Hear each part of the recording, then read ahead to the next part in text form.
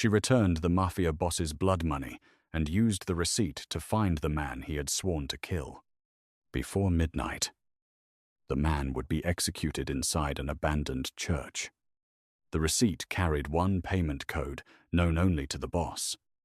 Then she discovered the condemned man had once saved his life, and the boss was already waiting at the altar. Nora Keene had not opened the canvas bag when it arrived at the North Line Debt Cooperative. She did not need to. The weight told her it was cash. The brass seal on the zipper told her whose cash it was. The blood on the courier's cuff told her why the man would not meet her eyes. "Mr. Sarto considers this restitution," the courier said. "Restitution comes with records." Nora stood behind a second-hand desk beneath a ceiling stained by an old leak. She was plus size, 34, and dressed in a navy cardigan with a pencil tucked through her dark curls. Families came to her when a lender claimed a payment had vanished, when an employer altered a wage statement, or when an insurance company buried a denial inside 12 pages of numbers. Nora did not make money disappear. She made it stand in the correct column until someone had to answer for it. The courier pushed the bag closer. 200,000. No condition. Cash is a condition. Your brother is dead. That does not turn a bribe into sympathy. Her brother had died 7 months earlier, beneath a collapsed loading platform owned by a Sarto freight company. The official report called it structural failure. The company closed the claim before Nora received the maintenance ledger. Now a bag had arrived one day after she requested the original invoices. She knew what the money meant. Accept grief. Surrender questions. Sign nothing that could be challenged. Nora slid the bag back. "Take it." "I cannot." "Then watch me return it." She photographed the seal, the blood on his cuff, and the time on the office clock. The courier flinched when she asked for the delivery receipt. He handed over a narrow white slip torn from a portable printer. At the top was Northline's address. Beneath it, the amount. At the bottom, where a normal business would place an account number, was a code G SM911. A second number, almost hidden in the margin, showed the batch had been created at 8:41 that evening. Nora knew Gabriel Sarto's initials. Everyone in the freight district did. She did not know M9. But the placement mattered. It was not a donor reference. It was a release code. Someone had printed the receipt less than an hour before the courier arrived, then placed cash from an older bank batch inside the bag. The strip around the bundles carried a withdrawal date 3 weeks earlier. Money and receipt did not belong to the same transaction. "Who gave you this?" she asked. The courier looked toward the door. "A man from St. Mercy. The church I was told not to say." "You just did." He wiped his mouth and left without the bag. Nora locked the cash in the cooperative's evidence cabinet, called her board chair, and requested police pickup. No patrol came.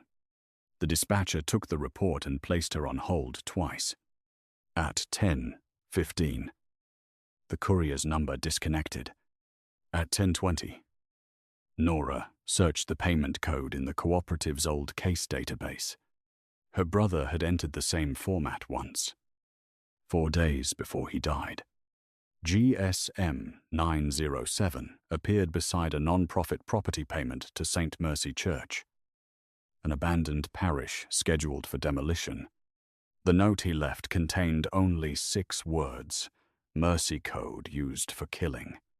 Nora printed the page, put the receipt inside a clear sleeve, and drove to the church because every official route had already been slowed by someone with more influence than she had. St. Mercy stood between a shuttered clinic and a freight yard, its stone cross black against the rain. One side door was open, Warm light moved behind broken stained glass. Nora entered and smelled candle wax, vetvull, and gun oil. A man knelt at the altar with his wrists bound behind him. Grey threaded his dark hair. Blood marked one sleeve. 2 armed men stood in the side aisles. Gabriel Sarto waited on the altar steps in a charcoal suit. No umbrella. No visible weapon. He was not loud. Powerful men who needed volume usually lacked something else. Gabriel looked at Nora, then at the clear sleeve in her hand. You are far from your office. Your money was farther from a ledger. The bound man raised his head. Nora Keene. She had never seen him before. How do you know me? Your brother talked about you. Gabriel's gaze sharpened. Tomas. The condemned man fell silent. Nora walked halfway down the center aisle and held up the receipt. This code led me here. Gabriel did not move. Where did you get that? Attached to the cash sent to buy my silence. I sent no cash to you. Your initials say otherwise. Initials are cheap. The code is not. For the first time, something changed in his face. He descended 1 step. Read it. Guess. Ni. Eu. Tomas closed his eyes. Gabriel's voice lowered. Who else saw the slip? My board chair knows a bag arrived. The original receipt is with me. A copy is scheduled to reach a lawyer at midnight. It was a bluff. She had emailed a photograph to herself. Not a lawyer. But the men in the aisles did not know that. Gabriel looked toward the church doors. M9 was never written outside my private books. Then your private books are leaking. Or you were given the code by him. He looked at Tomas. Tomas's shoulders lifted with a tired breath. I have not spoken to her. Her brother did. Nora turned toward the bound man. You knew Caleb. That was the first time she spoke her brother's name inside the church. Tomas looked ashamed. He found me 2 weeks before he died. Gabriel's calm became colder. You told me you had no contact with anyone in my city. Elite. One of the armed men reached for Tomas. Gabriel stopped him with a slight motion. Why? Because Caleb had proof. And I did not know which of your people still belonged to you. Nora forced herself to stay focused. Proof of what Tomas looked at the receipt. That M9 stopped being a mercy code years ago. Rain struck the broken windows. A clock above the choir loft showed 11:11. Gabriel said, You have 49 minutes left. Until you kill him, Nora asked. Until the promise I made becomes action. He saved your life. Gabriel's eyes moved to Tomas. He told you that, no. The payment history did. She pointed to the old burn scar along Gabriel's right wrist. My brother's note linked M9 to St. Mercy. The church foundation paid for trauma care 15 years ago under a sealed beneficiary. The amount matched an emergency burn surgery. Tomas's name appears as guarantor. Tomas gave a faint, humorless laugh. Caleb was better than I thought. Gabriel did not deny it. 15 years earlier, Tomas had dragged Gabriel from a burning warehouse after a rival attack. He carried him through smoke until both men collapsed in the snow. Gabriel's father created M9 afterward, a private payment code that could move cash. Doctors, vehicles, or safe housing, without waiting for ordinary authorization. Mercy 9. Only Gabriel and Tomas knew the full sequence. Years later, a convoy route leaked. Gabriel's younger brother died with 6 men. Tomas disappeared the same night. Gabriel swore he would kill him if he ever returned. Saving a life does not purchase every life after it.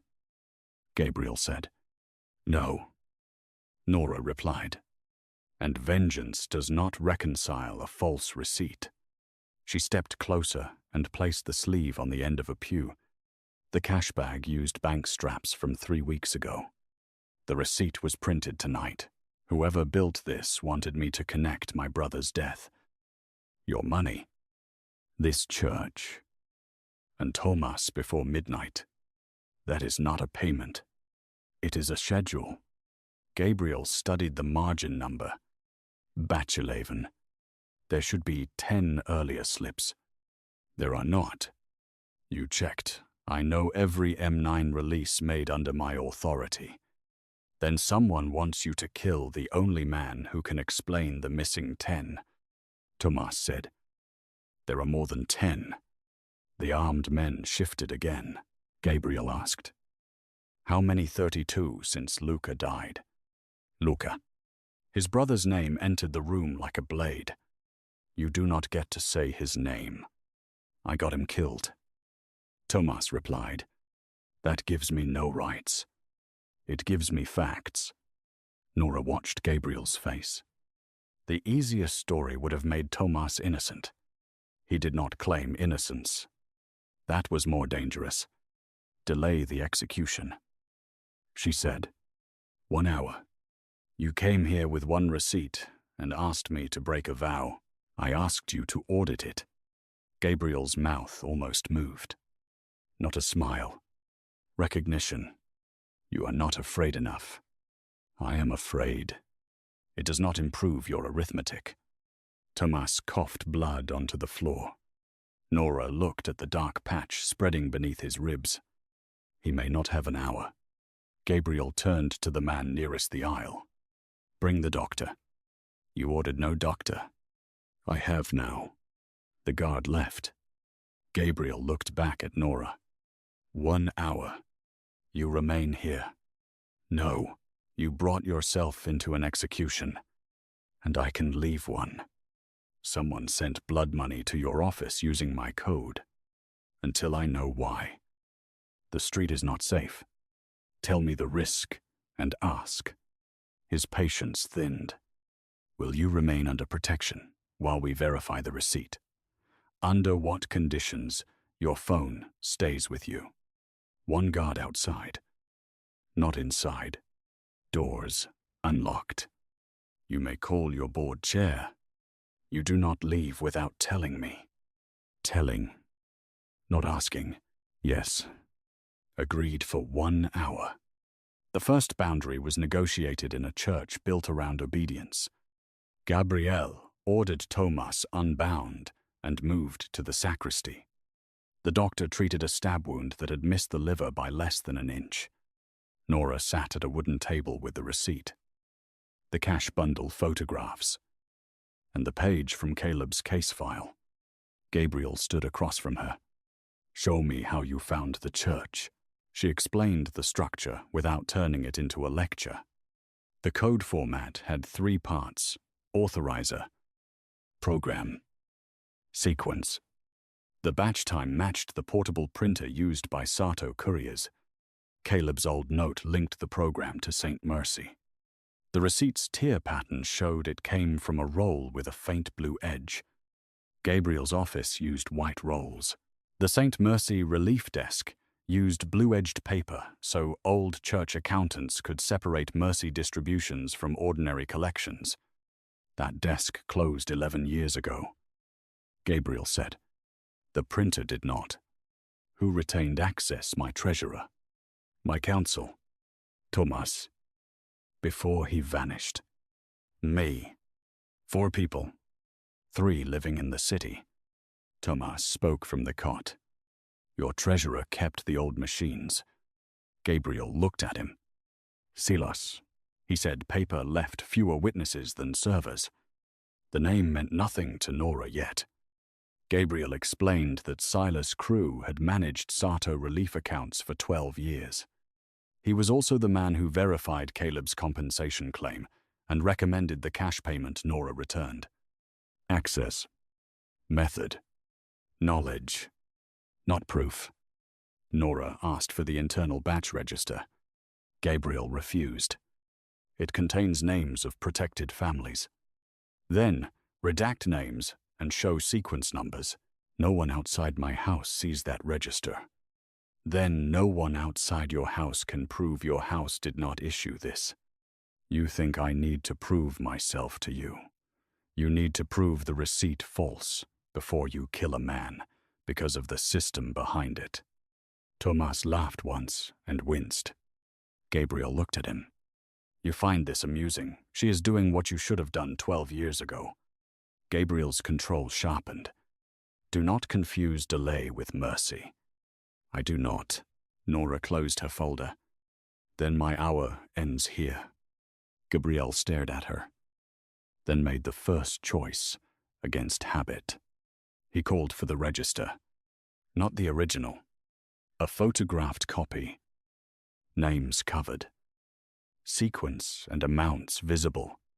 The first 7 M9 releases were legitimate emergency payments from years earlier. Sequence 8 corresponded to the convoy that killed Luca. The amount was blank. Sequence 9 funded Tomas's disappearance. Sequence 10 had been voided. Sequence 11 did not exist in Gabriel's register. Yet Nora's receipt said 11. She compared the typeface. On the internal register, the numeral 1 had a small base. On her receipt, it did not. Different printer setting. Forgery. Gabriel said. Not enough. Why? Because the code validates through your cash network. The courier carried real Sarto bundles. A fake receipt got him through your seals. Someone with access made a second register. Tomas said. Caleb found it. Nora looked at him, where he traced payments from the warehouse that collapsed. The company bought replacement beams, but the money went to St. Mercy vendors. No beams arrived. Your brother found 32 M9 batches hidden inside freight invoices. Gabriel's expression changed. The loading platform failed because the repair money was diverted. Yes. Nora's breath stopped for one beat. Her brother had not died in an accident or because he simply knew too much. He had died beneath steel that should have been replaced with money someone stole through a mercy code. Blood money, in the most literal ledger sense. Who controlled the vendors, she asked. Silos, Tomas said. And you, Gabriel asked. I helped create the first false batch. The room went still. Tomas did not hide. After Luca's death, Tomas used M9 to disappear because he knew Gabriel would hunt him. He paid for a doctor, transport, and 3 false identities. Silas learned how the code worked by processing that escape. From then on, he used M9 to divert repair budgets, relief funds, and cash reserves because Gabriel considered the program too private to audit. My secrecy made the theft possible. Gabriel said, your secrecy and my cowardice. Tomas replied, I could have warned you. I thought distance would protect the people I had saved. What people? The ones in the convoy. Gabriel's face turned unreadable. Luca's convoy carried weapons. The lead truck did.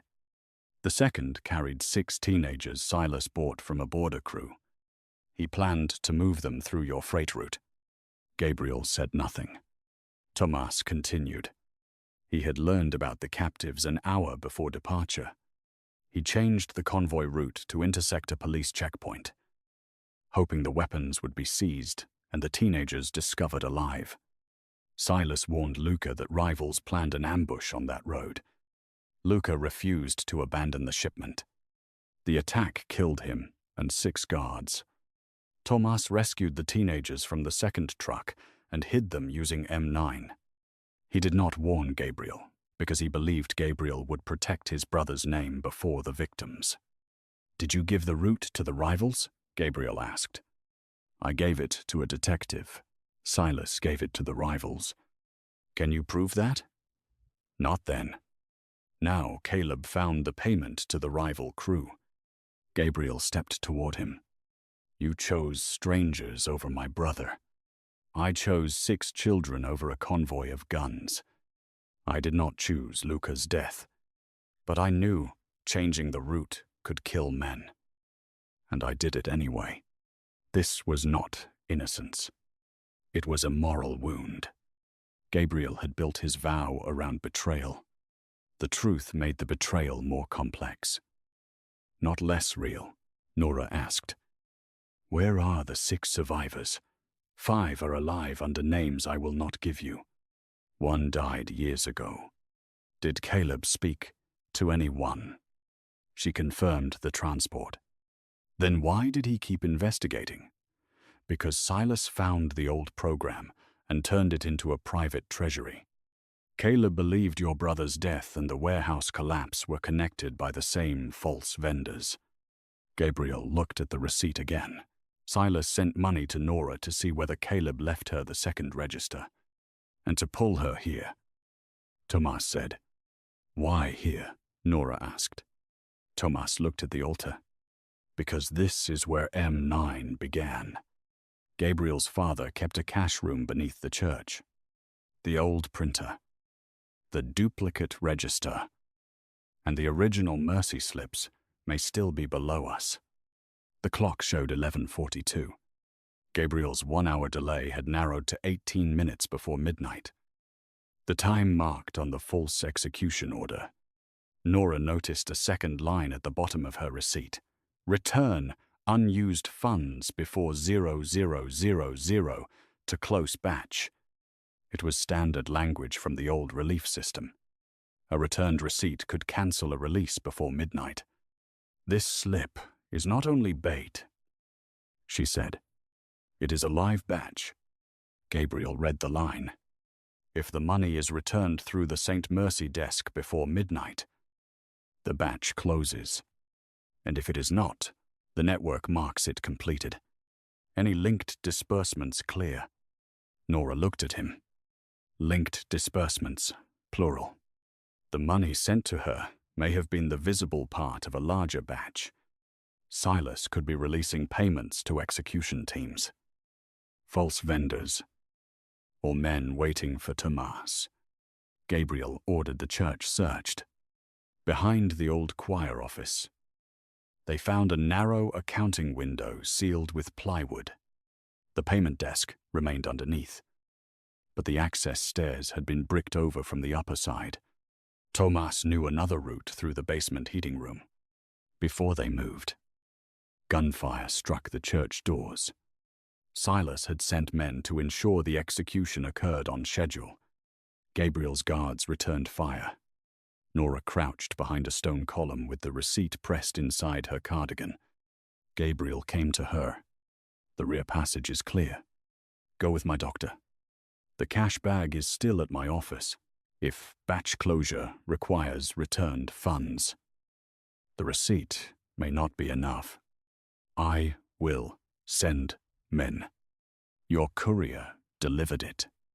Your people are compromised. You are not crossing the city during an attack. Then the batch clears. His instinct was to decide. He saw her expression and corrected before she spoke. What do you need to go safely? A car not registered to you. 1 driver. Tomas, if he can move. And no destination shared over radio. Tomas cannot protect you. He can identify the old desk. And I can. You are the target who will draw every gun. Gabriel considered. Then he gave Nora the choice he hated. Take Tomas. My doctor goes with you. I remain and hold the church. Tomas stood despite the wound. You trust me with her? No. Gabriel looked at Nora. I trust her decision. They left through the heating tunnel while the church attack continued above. In the car, Tomas told Nora about Caleb. Her brother had not been reckless. He had spent months comparing freight maintenance payments with St. Mercy disbursements. He knew cash networks produced duplicates because every off-book system still needed someone to count. Caleb found vendor names repeating across collapsed warehouses, injured workers, and relief payouts. He believed Silas was using disasters to create both stolen money and frightened claimants. The cash bag sent to Nora was supposed to turn her into one of them. "Why did you not come to me?" she asked. "I thought Caleb had hidden the second register with you." "So did Silas." "Yes. Did he?" Tomas looked at the road. "He said you would never accept a locked box from a dead man." That sounded like Caleb. He left people ordinary things and hid meaning inside procedure. Nora remembered the envelope of unpaid parking tickets returned with his personal effects. She had thrown none away because the amounts were wrong. Each ticket carried a handwritten correction in Caleb's neat block numbers. At the time, she thought he was angry, even in death. Now she saw sequence markers.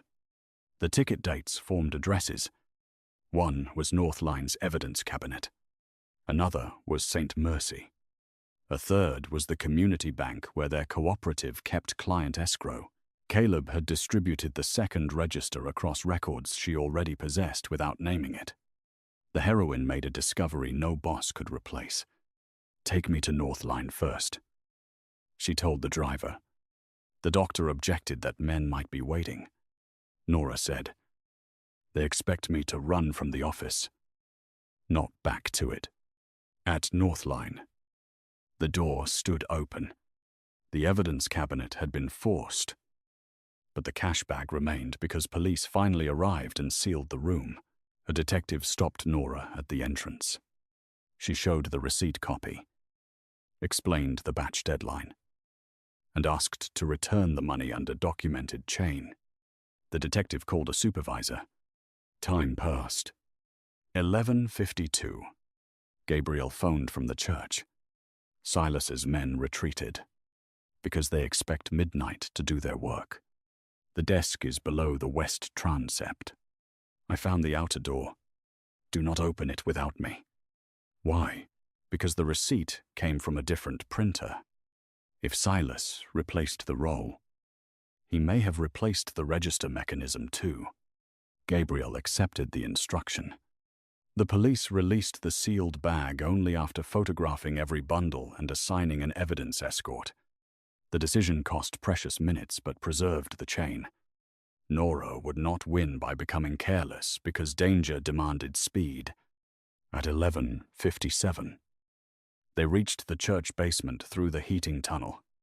Gabriel waited beside a steel accounting cage.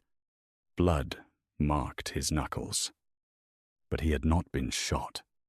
3 minutes, he said. Inside the cage stood an old mechanical receipt machine connected to a modern cash scanner. A blue-edged paper roll sat beneath the printer cover.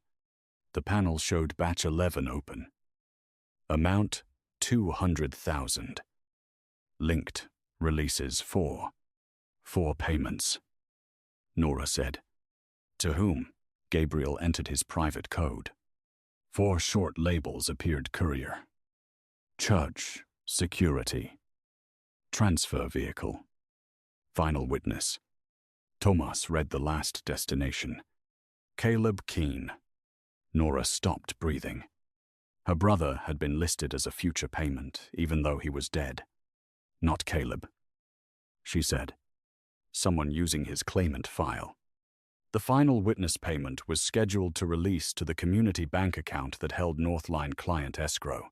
Silas planned to deposit blood money into the cooperative at midnight, making Nora appear to accept it after publicly returning the bag. The other 3 payments would pay the men around the church. If the batch completed, her organization became part of the laundering chain. Close it, Gabriel said. Nora placed the receipt in the return slot. The machine rejected it. Different issue roll. Her earlier observation mattered. The receipt had been printed on a cloned machine. The real desk would not accept it. We need the duplicate register, she said, where Tomas looked beneath the counter. Silas would keep it where the old Mercy books were stored. He pointed to a narrow safe behind the Neela shelf. Gabriel opened it with a key from his ring. Empty. The clock changed to 11:59. Nora examined the rejected receipt. The margin number was not only batch time. It contained a check digit. She compared it with the machine's display. Every valid St. Mercy receipt used the last digit to equal the sum of the amount digits reduced to one number. 200,000 reduced to 2. Her receipt ended in 8. 6 digits off. 6 survivors. Caleb's note. Mercy code used for killing. The receipt was never meant to close this batch. She said, "It points to another batch numbered by the 6 people Tomas saved." Gabriel asked what to enter. Sequence 8, the convoy batch. He selected archive. M908 appeared as voided 12 years ago. But the void date was tonight at 8:41. Silas reopened the old convoy batch, attached Nora's cash, and used Luca's death as the accounting parent for every linked payment. He wants all 4 payments to look like old revenge, Tomas said. Nora entered the return receipt against batch 8. The machine requested dual authorization Gabriel and original guarantor. Tomas had guaranteed the burn surgery 15 years ago and later used the Mercy system. His palm print remained in the old desk. He placed his hand on the reader. Gabriel entered the code. The machine asked one final question. Return all M9 funds and freeze program. Closing batch. 8 alone would not stop the cloned machine. Freezing the entire program would cancel every off-book payment, including legitimate safe housing, medical, care, and families who depended on Gabriel's Mercy network. It would also expose the accounts to bank compliance review. Gabriel had seconds to choose between preserving control and stopping the murder batch. Freeze it, Nora said. People will lose protection tonight. He replied. Then protect them in daylight with records and consent. Tomas said. Do it. Gabriel pressed. Yes. At midnight. The machine printed a long reversal receipt. 4 linked payments failed. The community bank rejected the deposit to Northline. The hired men outside the church discovered their funds had vanished. Some left immediately. Others stayed because Silas's power was not only money. The central danger remained. Gabriel looked at the program balance as every M9 account froze. Millions became visible to regulators. You just lost your private treasury. Nora said. No, I surrendered it. That distinction mattered. He gave her the reversal receipt and asked the detective to seal it. Then the basement lights went out. Silas's first countermove began. The old church generator started, but the accounting cage remained dark. Emergency lamps revealed smoke under the heating room door. Not fire, tear gas. Men entered through the tunnel wearing respirators. Gabriel's guard moved Nora behind the steel cage. Tomas grabbed a dropped weapon despite his wound. They escaped through the choir stairs. But Silas had anticipated the route. He did not come himself. He sent a legal response. Bedavn. Federal agents raided Northline, seized every computer, and suspended the cooperative's license based on 12 months of forged deposits tied to M9 vendors. The records showed Nora approving payments she had never seen. Her digital signature appeared on client escrow transfers. Silas had used Caleb's old access and the cooperative's public banking forms to build a laundering case before sending the cash. The midnight rejection prevented the newest deposit. But the older false entries remained. Families waiting for debt settlements lost access to their money. One foreclosure hearing proceeded without Northline's certified account records. An elderly client lost her home before an emergency appeal could be filed. Gabriel offered to pay every frozen balance. Nora refused. Any dollar from you becomes more evidence that we were your front. Then, I buy the debts through another company. That is exactly how Silas built this. People are losing homes, and you cannot solve trust with a hidden purchase. He heard the truth but hated the cost. What can I do? Open your books. That exposes every protected person, every bribe, every crime. Redact victims through independent counsel. Disclose your companies. Put your own name where mine was forged. My organization will fracture. Then, decide what you are protecting. The raid took Nora's office, license, client trust, and the last safe place connected to Caleb. It was not restored by one payment or call. Darkest loss. Gabriel's instinct moved toward control. He ordered Nora taken to a guarded hotel because Silas had publicly named her an accomplice and men were searching for her. Nora refused. Gabriel said, "You are exhausted and exposed. Neither gives you ownership. You cannot return home. Then give me 3 options." He offered the hotel, Serena House, or a police-safe residence. Nora chose the police residence because he did not control it. That should have ended the conflict. But Gabriel placed 2 men outside without telling her. She discovered them at dawn. I asked for police protection. Silas controls people inside agencies. Then tell me the threat and let me choose. I did not have time. You had time to send 2 men. I will not apologize for keeping you alive. Then you are not protecting me. You are protecting yourself from what my death would do to you. The words struck. Their alliance broke. Nora asked the police to remove his guards. Gabriel did not resist, but he left without repair. Tomas remained in custody under medical supervision because the original execution evidence now connected to multiple crimes. He asked to give a statement. Gabriel did not attend. Nora did. Tomas admitted the convoy reroute, the false identity payments, and his silence. He did not ask to be forgiven. He gave investigators the survivor codes but refused names until independent counsel represented each person. Nora respected the line. Tomas also revealed Caleb's final plan. The second register was not a single book. He and Caleb had created a reconciliation key using ordinary documents from every institution Silas touched, bank deposit slips, freight repair invoices, church receipts, and cooperative payment corrections. Each source alone looked incomplete.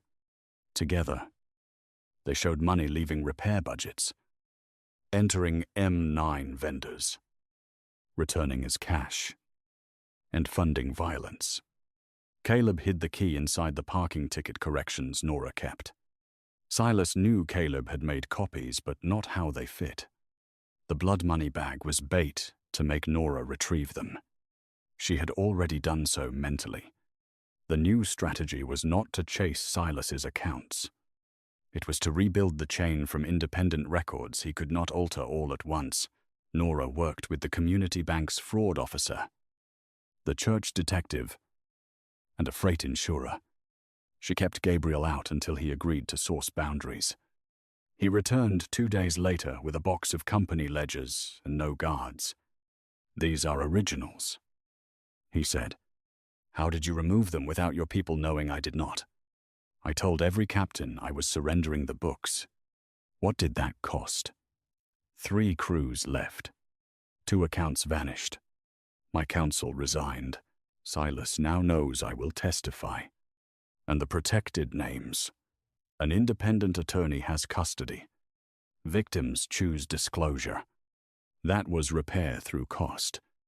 Nora let him sit at the table. Together, they rebuilt the payment chain. Gabriel knew who authorized what. Nora knew how to test whether records agreed. Tomas supplied the old M9 logic. The three perspectives created verification. No one held alone. Respect deepened into alliance again. They found that Silas's false vendors clustered around funeral transport, church repairs, armored cash services, and debt collection agencies.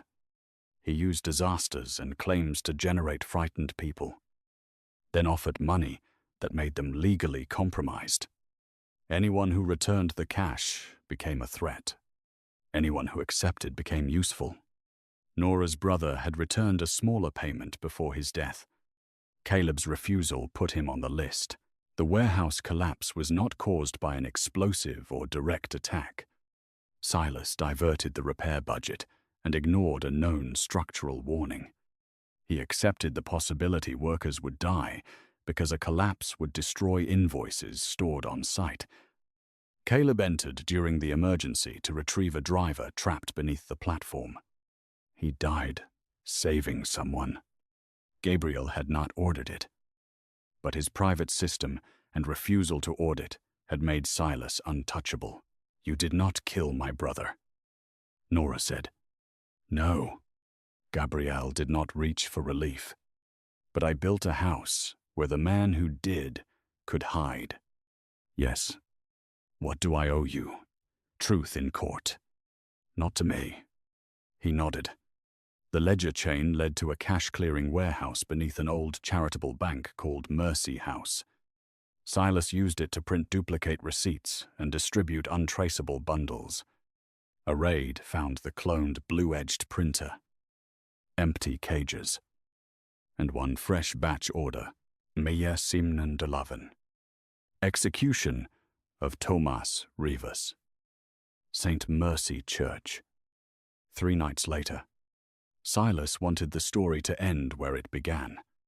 He sent invitations to Sarto captains, rival observers, and corrupt officials. The message said Gabriel would prove he still ruled by killing the traitor who caused Luca's death. If Gabriel failed, Silas would release evidence showing the boss had paid Nora, protected Tomas, and surrendered family money to federal agents. In the criminal world, mercy could be framed as weakness. In court, the same evidence could be framed as conspiracy. Gabriel decided to go. Nora said, "He designed the room for your pride. He also has Tomas." During transfer to independent custody, a forged medical order redirected Tomas's ambulance. Access came from Silas's old hospital contracts. He now held the condemned man again. "Then police handle it," Nora said. "Police will surround the church. Silas will execute Tomas before entry, and if you enter, he may wait long enough to demand the vow. You want to use yourself as delay?" "Yes. You told me not to use people as tools. I am choosing the risk. Then I choose whether I help." Gabriel looked at her. "What are your terms?" "No private assault team. Police know the plan. Every ledger copy goes to 3 independent custodians before we enter. I control the receipt evidence. If I say walk away from the altar, you walk, even if Tomas dies. Especially then. Silas wants your vengeance more than his body." Gabriel agreed, but his eyes showed the cost.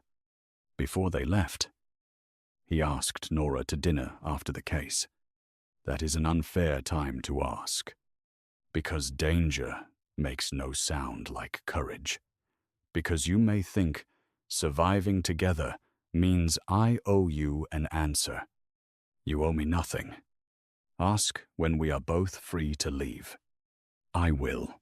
That was the first clear opening toward romance without using danger as consent.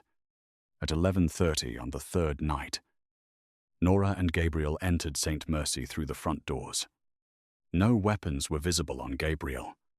Police waited outside the old cemetery boundary because Silas had wired the church bells to a remote detonator, not explosives inside the church, but charges beneath 2 freight overpasses carrying evacuation routes.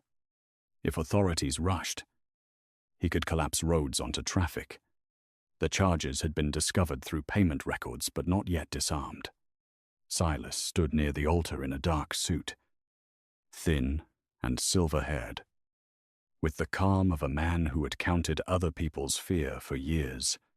Tomas knelt in the same place as before, bruised, one hand cuffed to the altar rail. Captains filled the pews. Some had served Gabriel's father. Others had accepted Silas's payments that morning. On the altar lay Luca's old pistol and a stack of cash bundles sealed with blue-edged receipts. Silas looked at Nora. "Caleb said you would return any money placed in your hands. He knew me.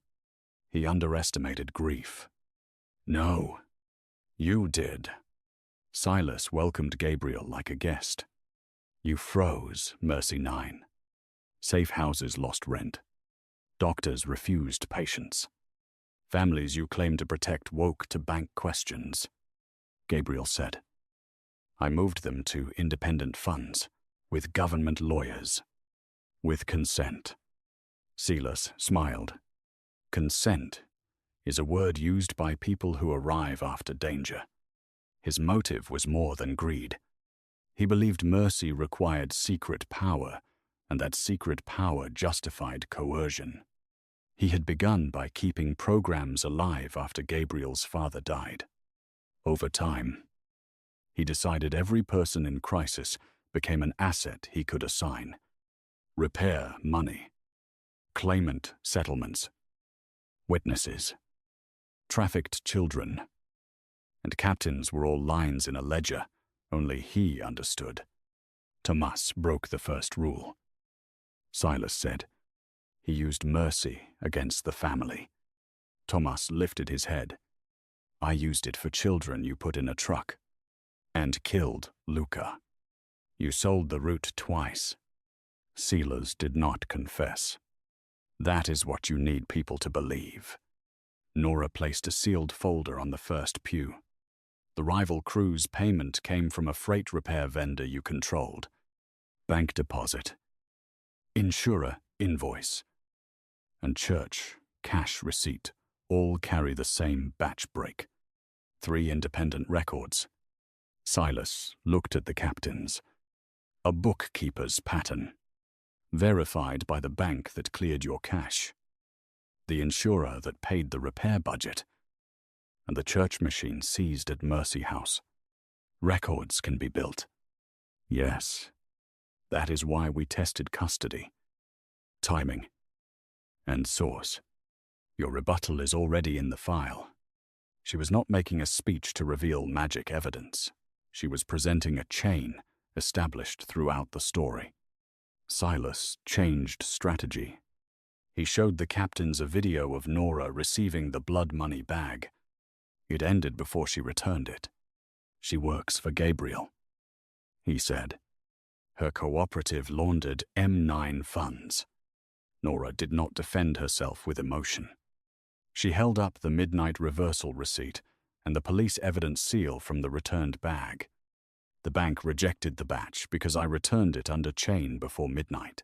My office was raided because forged deposits began months before I saw the money. Those source records are also in the folder." Several captains looked away from Silas. He did not need all of them. He needed enough men afraid of losing power. He lifted Luca's pistol and offered it to Gabriel. "Kill Tomas. The overpass charges are disarmed. Your captains return. The witness who knows your code disappears." The woman walks out. "And if I refuse?" Gabriel asked. "At midnight. Payment batch. 12 clears. 4 teams move. 1 kills Tomas. 1 kills the bank officer. 1 kills the freight insurer. 1 burns the independent counsel archive. Nora looked at the cash bundles. Each blue-edged receipt showed M-12 and a linked suffix. Silas had recreated the exact structure of Batch 8. The payments were staged through Mercy House's backup system. Not the seized church machine. The original reversal receipt for Batch 12 would be on Silas's person or inside the altar cash box. "You see," Silas said to Gabriel, "Mercy creates hostages. Authority ends them."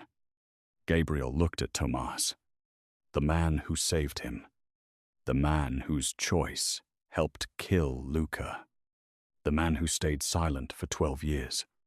"Tell me one thing," Gabriel said. "Would you change the route again?" Tomas's face broke. "I would get the children out. I would warn Luca sooner. I would come to you with proof. But if the choice stayed 6 children or the convoy, I would change it again." Gabriel closed his eyes briefly. Mercy here could not depend on declaring Tomas blameless or hearing the answer he wanted. He opened his eyes and pushed Luca's pistol away. "Then I will not kill you." A murmur moved through the pews. Silas said, "Your brother dies twice."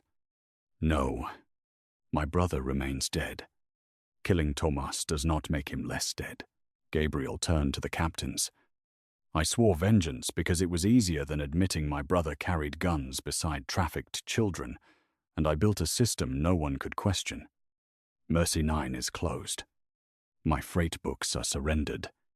Any man who needs Tomas's blood to obey me should leave now." 2 captains stood and walked out. A third lowered his head. Others remained with Silas. Gabriel's moral choice cost him the organization in public. He gave up command rather than use mercy as theater. Silas's face hardened. Then Batch 12 clears. Nora watched his right hand move toward his coat. Not for a weapon, but for a folded strip of blue paper. The master receipt. She crossed the aisle before his guard understood. Silas caught her wrist. "You cannot reconcile a bullet." "No, but I can reconcile you." She saw the receipt's margin. Sequence 8 again. Silas had not created a new batch. He reopened the convoy parent because only old M9 batches accepted 4 linked executions without modern compliance flags. That meant the program freeze should have blocked it unless he used a manual override. Manual overrides required the original blue register and a cash value placed into the church desk before midnight. The bundles on the altar were not payment. They were the value keeping the batch open. Remove them from the marked tray, and the old machine would detect imbalance. Nora pulled the altar cloth. The cash bundles slid off the brass weighing plate hidden beneath them. An alarm sounded under the floor. Silas struck her. Gabriel moved. But armed men blocked him. The display on the side of the altar changed from ready to recount required. Nora had not cancelled the batch yet, but she had forced it into audit mode. The execution teams would not receive confirmation until Silas restored the amount and entered the receipt. "Put it back," Silas ordered. Nora kicked one bundle beneath a pew. Another captain picked it up and saw his own crew code on the strip. The payments were not only for outside shooters. Silas had marked captains as disposable recipients, linking them to the crimes so he could control them later. His blind spot was the assumption that everyone accepted being a line item if the amount was high enough. The captain tore open the strip. Inside was a second instruction, after completion. Liquidate holder. Silas had planned to kill his own allies. Power shifted. One of his guards aimed at the captain. Gabriel disarmed him. Fighting broke across the church. But not as a simple rescue. Some captains protected exits. Others restrained Silas's men. Nora crawled toward the altar cash box. Silas reached it first and inserted the master receipt. The machine accepted the paper and began a 60-second countdown to manual completion. He pulled a pistol and fired at Tomas. Gabriel stepped between them. The bullet struck his shoulder. Tomas dragged Gabriel behind the altar rail despite his cuff. The act echoed the life he saved years earlier, without erasing the life lost later. Nora reached the desk panel. It requested amount restored. The bundles were scattered. She could not return them all in time. The reversal process allowed one other option. Claimant refuses funds. Her original blood money receipt had contained that line because Old Mercy 9 was built for people who could reject aid. Gabriel's father had included a refusal path. Silas never used it, because his system assumed desperation removed choice. To cancel Batch 12, every listed claimant had to refuse. 4 teams. Nora knew 3 were not true claimants but payment recipients. The 4th was Northline again, linked through Caleb's file. She could refuse Northline's share with her cooperative authorization. But her license was suspended. The machine might reject her. She entered her old operator number. Access frozen. 37 seconds. Silas saw her failure and smiled. You no longer represent anyone. Nora looked at the captains holding blue strips. Read the claimant names. One called out a security company. Another named a freight shell. A third was St. Mercy Recovery. Gabriel knew who controlled each. He told the captains to bring the authorized holders forward. 2 were in the church. 1 had fled. The missing claimant could still be refused by the underlying bank account owner if they had the account phrase. Tomas said, Mercy 9 accounts use the person saved as guarantor, the 3rd payment linked to his old identity. He could refuse it. Nora entered his palm on the rail reader. Claimant 3 refused. Gabriel used his code for the Sarto security account. Claimant 1 refused. A captain who owned the freight shell entered his seal after seeing the liquidation order. Claimant 2 refused. 17 seconds. Northline remained. Nora could not authorize because Silas's forgery had stripped her license. She opened the master receipt sleeve and saw Caleb's correction marks copied in the margin. Silas had used Caleb's claimant profile to create Northline's link. The true account holder was not the cooperative. It was Caleb's estate. Nora was executor. Her authority came from probate, not the suspended license. She entered the estate number she had repeated on every death form for 7 months. The machine asked for refusal reason. Nora typed blood money. At 6 seconds, the system accepted. Claimant 4 refused. Batch void. Linked execution confirmations failed. Outside. Police moved when the overpass bomb teams reported no new signal, but Silas still held the pistol and the remote detonator. His final countermove was physical and consistent with his access. He had lied about the charges being tied only to police entry. He pressed the remote manually. 1 overpass charge detonated, shaking the church and collapsing part of the freight road.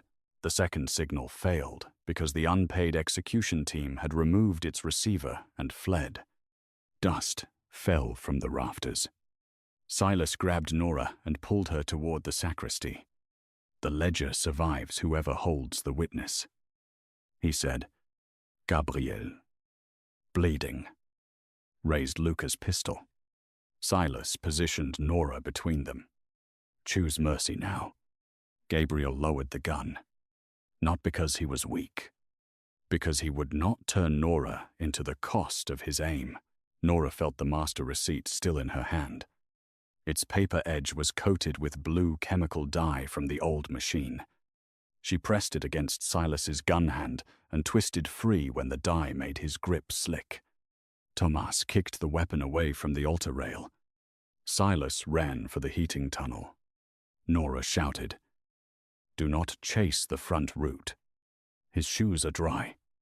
The church floor was wet from rain and dust. But Silas's shoes carried no mud. He had entered through the accounting passage and planned to leave the same way. Gabriel ordered the men to seal the basement exit. Silas found the route blocked and returned with a knife. Tomas could not move far with the cuff. Gabriel could have shot. Instead, he held Silas at gunpoint until police entered. Silas lunged anyway. Nora pulled the old receipt machine lever, dropping the steel accounting shutter between the sacristy and altar.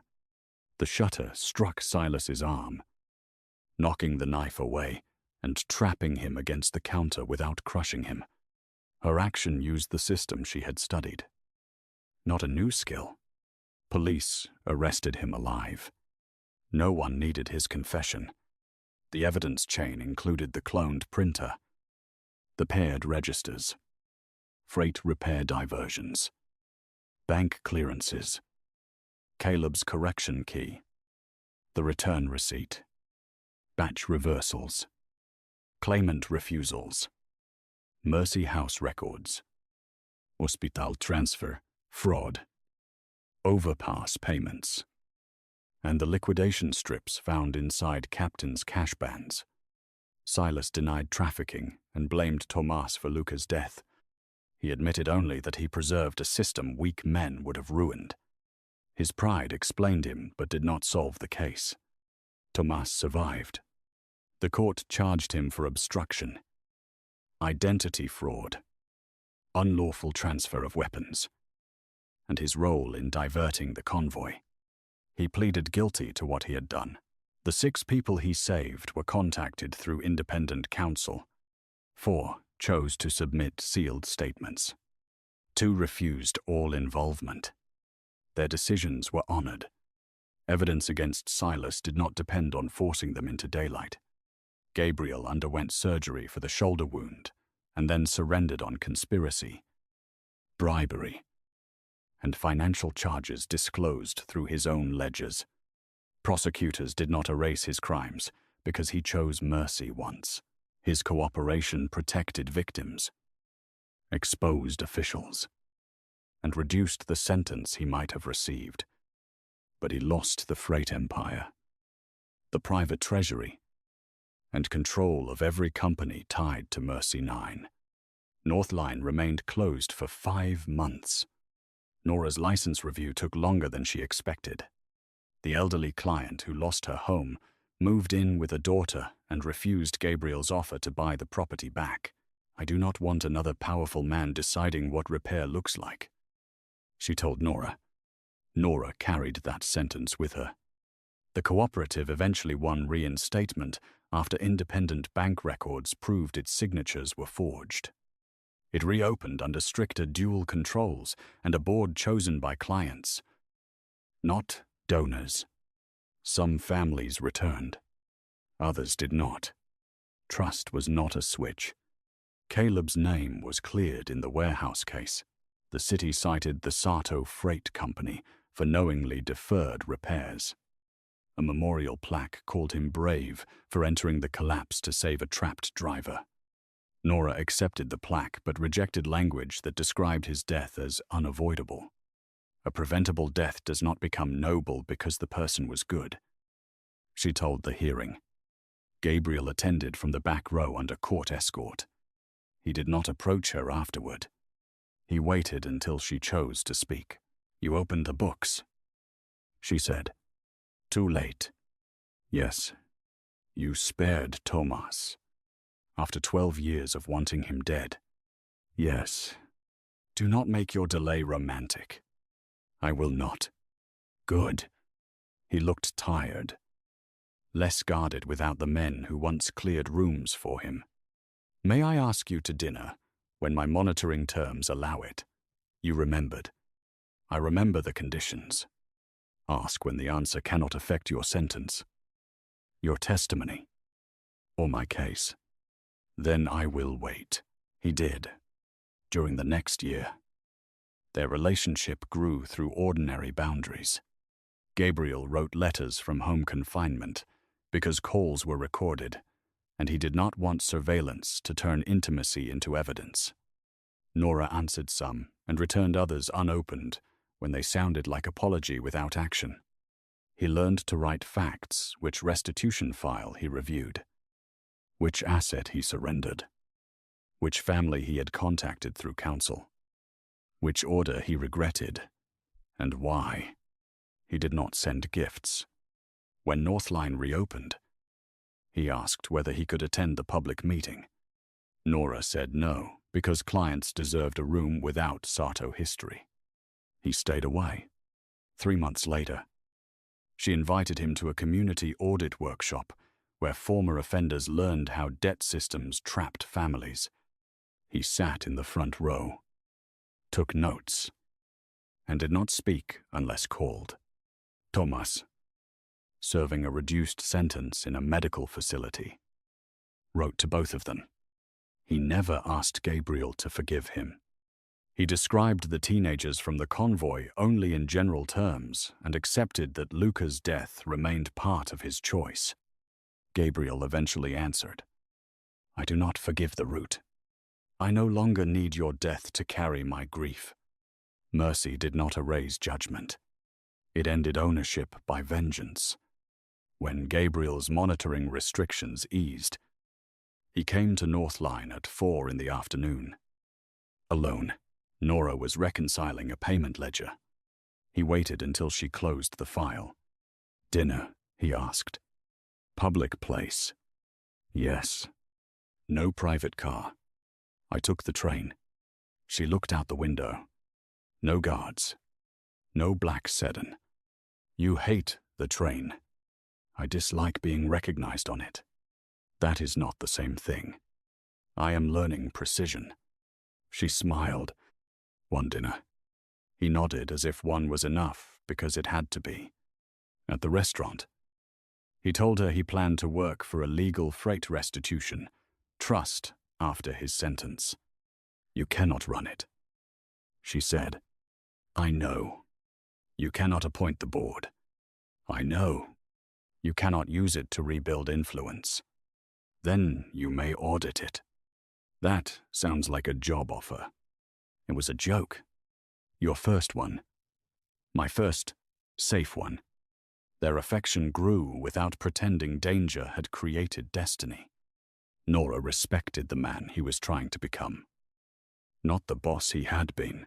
Gabriel admired her refusal to turn mercy into softness. She could understand why someone acted and still demand consequence. 2 years after the church, St. Mercy reopened as a public legal aid center. The altar remained, but the underground cash desk became an exhibit about unrecorded restitution and coercive charity. Behind glass sat the blue-edged printer, the forged register, and the receipt Nora carried into the first execution. The words "claimant refuses funds" were enlarged on the wall. Beneath them, a plaque explained that aid without the right to refuse could become another form of control. Tomas attended by secure video from the medical facility. The 6 survivors were not named. Caleb's correction key appeared in the exhibit only after Nora approved the wording. Silas was convicted on racketeering, trafficking, attempted murder, fraud, infrastructure sabotage, and conspiracy charges. He received no heroic final image. He disappeared into a system of records he could not privately alter. After the opening, Gabriel stood with Nora in the church aisle. "I waited at that altar to kill a man who saved me," he said, "and I walked in to return money. You saved him. He helped save himself by telling the truth. You saved me too." Nora looked at him. "Do not simplify it. You are right. You refused the batch. Tomas refused the payment. The captains refused the orders. I refused the vow. Better. We saved one another by leaving room for refusal." She offered her hand. He took it gently. Dinner, he asked. You already have me. I have your hand in a public church. Precision, again. It is becoming expensive. Mercy usually is. They walked outside together. The old freight road had been rebuilt, but one broken overpass pillar remained as evidence in the city case. North Line's lights glowed across the neighborhood. Families entered carrying envelopes, bills, and question. Gabriel did not clear the sidewalk. He did not reach for Nora's future as if love made it his. At the corner, he waited while she chose the direction. She turned toward the train. He followed, in her bag. The original receipt rested inside a clear sleeve, not as proof that blood money could be cleaned, but as proof that it could be returned, traced, refused, and turned against the system that expected grief to make obedience easy.